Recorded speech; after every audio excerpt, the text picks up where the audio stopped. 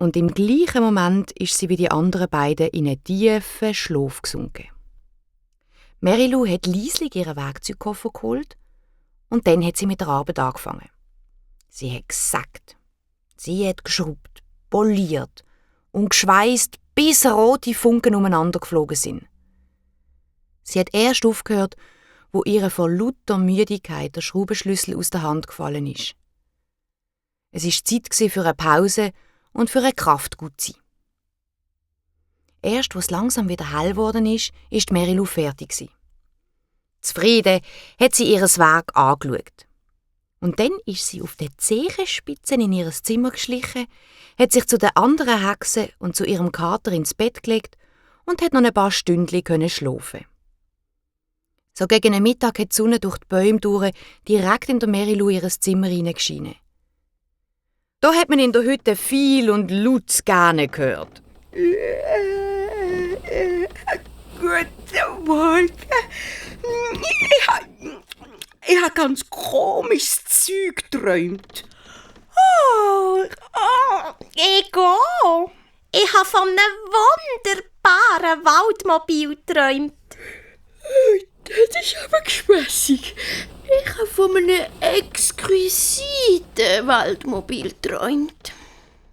Mit kleinen Äugli und völlig verschlafen sind die Hexen rausgewankt schauen, wie es im Waldmobil geht. Wieso sieht das so anders aus als gestern? Aber das gibt's ja nicht. Haben alle gleichzeitig gerufen. Das ist ein Wunder.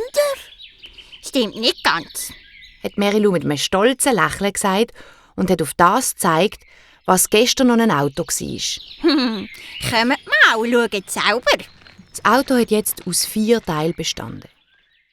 Ein Teil war vorher die Kühlerhaube mit den Scheinwerfern dran. Jetzt sind andere Teile dran geschweisst, dass es ausgesehen hat wie ein Elefant mit einem Rüssel. Ein Kunstwerk für dich, Crispina. Für dich, Pimpinella Umbrella, habe ich ein Gartenhäuschen gemacht.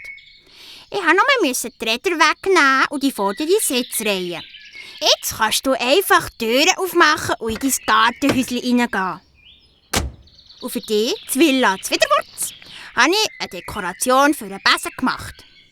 Ich habe das Steuerrad dran genagelt und die Rücklichter und den Auspuff dran montiert.